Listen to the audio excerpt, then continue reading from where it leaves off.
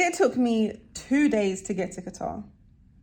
I left my house in London on Wednesday morning at 9:30 a.m. and I arrived in Qatar on Friday morning at 2:30 a.m.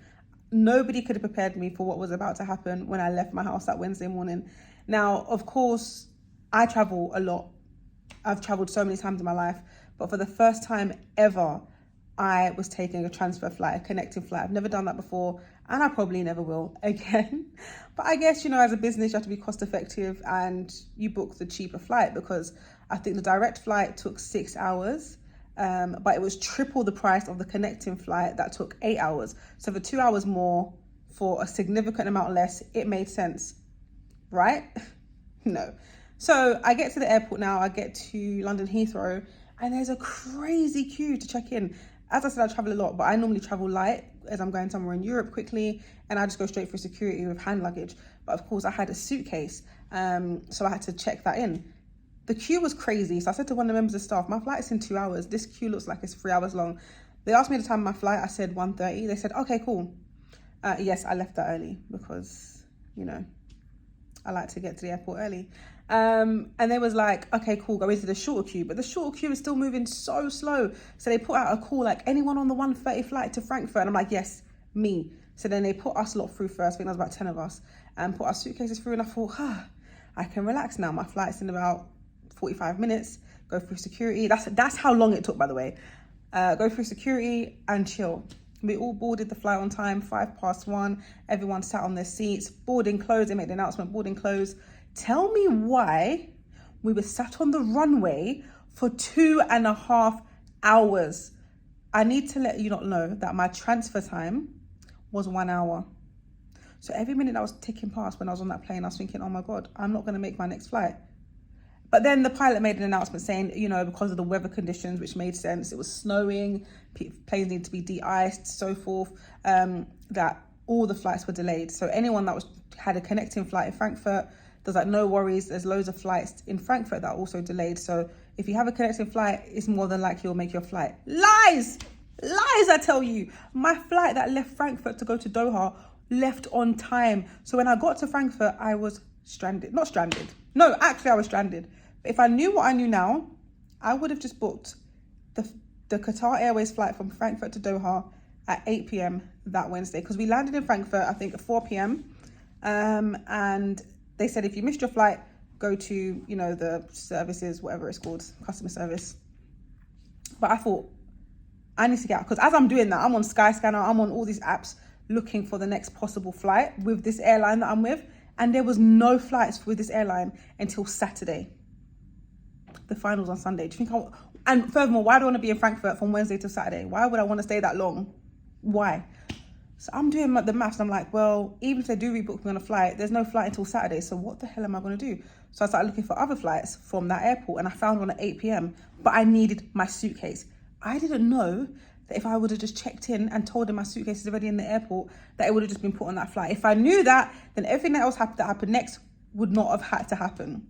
So I queued for hours trying to get my suitcase back. They said no one's getting their suitcase tonight. There's too many customers because they had cancelled 20 plus flights. So there's a long queue of people. They said, go upstairs and get your flight rebooked. I'm like, there's no flights. They was like, well, go upstairs and they'll book you a hotel. And I'm like, oh my God. So I go upstairs. This queue was one of the longest queues I've seen in my life. There was hundreds and hundreds of people queuing up for rebookings and for hotels. There's no exaggerations in the story, by the way. I was in the queue for 3 hours. I timed it. I didn't even time it on purpose. It's just that I text my friend at the time saying, oh my God, this is happening. And by the time I got to the queue, I realized I text her. By the time I got to the front of the queue, I realized I texted her 3 hours ago. So I was in that queue for 3 hours. I made friends in the queue. The lady behind me was lovely. She was going through a way worse time than me. She'd come from Sydney, Australia, and I think she was trying to get to Norway or something. And they were sending her to Germany, to Denmark, to all these places. She'd been traveling for like 3 days when it should have been one. So she was very stressed out. She was in tears, but she was lovely. But before she was in tears, we had a conversation. She was in tears when she got to the counter because the woman that was serving her right next to me was so rude to her and did not give a damn. She's like, yeah, we can't help you. Anyway, I get to the counter now and I'm like, I told her the situation. She goes, yeah, no problem. Just book, if you book another flight, just show them your baggage number and they'll put it on that flight. I said, you tell me this now. If you told me this 3 hours ago, I would have been on the Qatar Airways flight straight to Doha and I would not have to sleep in Germany for a night. Anyway, I took the hotel voucher, the taxi voucher, went outside to get a taxi to the hotel, and it was a free-for-all. Everyone was moving mad, running for these taxis. And I'm just like, everyone calm down. Like, we've been waiting for 3 hours. Why are you trying to run now? Anyway, we're outside. There's a lady waiting before me and the taxi pulls up to me, and me being the nice person I am, but I don't even know why I'm so nice in these situations because it's every man for themselves. I was like, oh, you go first. She was here first. But then she was lovely too because she was like, no, it's okay if we're going to the same place, you know, we can go together. So we checked our hotel vouchers and we was both staying in the same hotel. So we jumped in a taxi together. We was talking, lovely lady. She works at Adidas in Germany. So I was telling her what I do and that I'm a big Arsenal fan. And I was talking about the time that both Arsenal men and women were recently on the campus. And she was like, yeah, cool. Lovely lady. She's from, oh my gosh, I forgot where she's from, Portugal. I think she was going to Portugal, but she lives in Germany because her work in Adidas. We got to the hotel now, and as we're driving to the hotel, we're seeing loads of other hotels on the way, and there was crazy queues outside the hotel. Bearing in mind, it's snowing, it's freezing, and there was queues outside this hotel, and I'm like, wow, everybody's just stranded in Germany right now. What is this? Anyway, we get to the hotel, the queue was long, was in the queue for about 45 minutes, maybe an hour. Finally get the keys to my room, check in. I FaceTime my mum, and I'm like, Mum. She's like, oh my God, you in Qatar? I was like, no, I'm in Germany. She's like, what? What are you doing in Germany? I explained the story. She's like, oh my God. I said, I've booked myself a flight. So I'm money down now. I've got loads of emails to send when I get back because I am money significantly down that I shouldn't have to be, because I shouldn't have had to pay for an extra flight just to get out of Germany. I'll deal with that matter when I get back to London. So I've booked this flight next morning now. And everything went so smooth. I went to the airport. I was like, yeah, it's cool. And when I went to check in, she goes, yeah, they've already put your luggage on our flight. I'm like, that quickly? She goes, yeah, no worries. I'm like, wow. Why couldn't they tell me this yesterday? Anyway, everything was perfect. Went through security. I just had all the time in the world. It was smooth, so smooth. Everything was just going lovely. And then I boarded, boarded the gate to get on the plane. But before you get on the plane, there's like a holding area of loads of seats. Why was we sat there? I think my boarding time was 2:05. It was 2:35 and we were still sat in the waiting area. So I've gone up to the member of staff like, hello, when are we going to board the... I was like, is there another delay? Because this time my transfer time was 2 hours.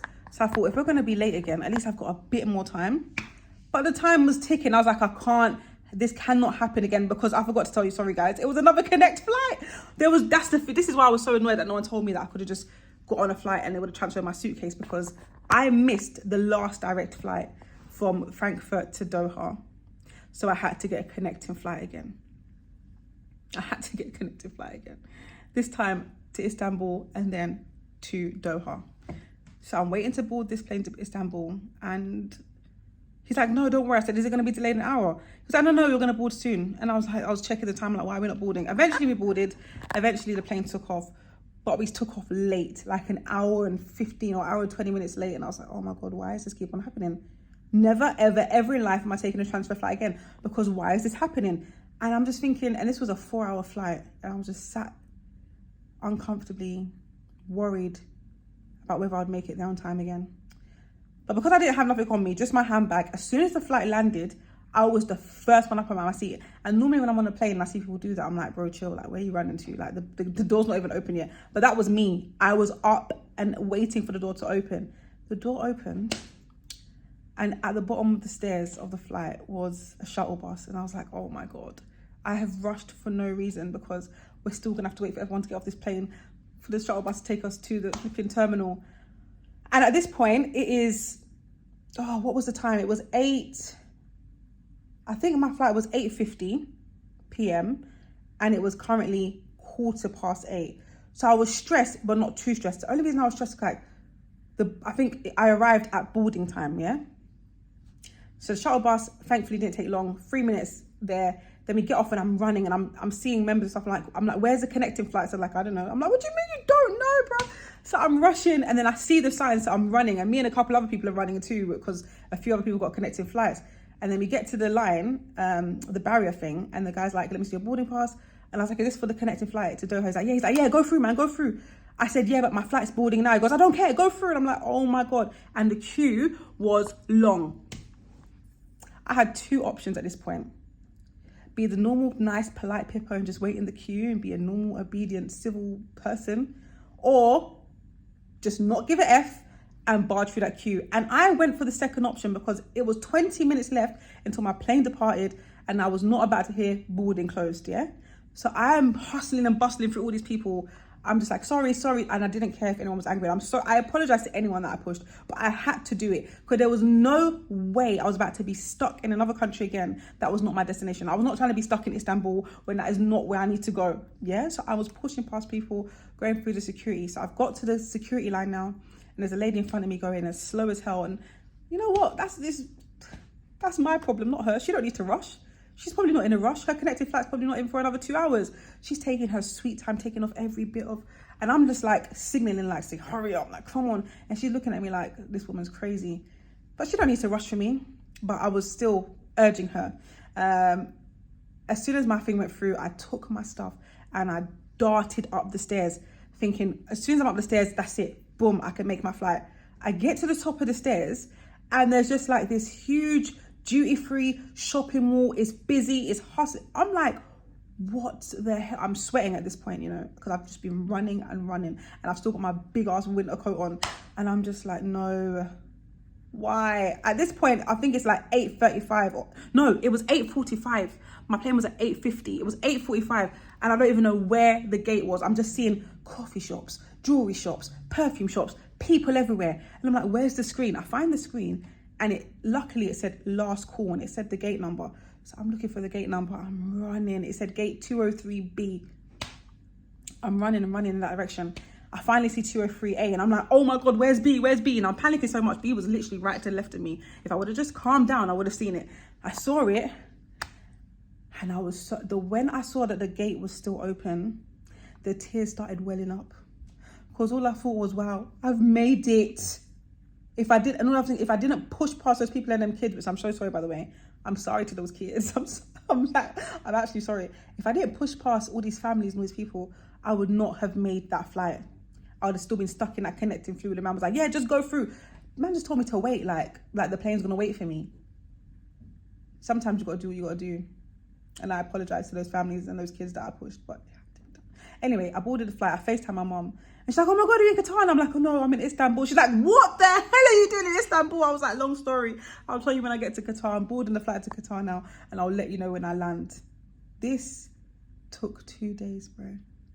When I landed in Qatar, it was the happiest feeling until I got off the plane, then realized, am I actually going to see my suitcase?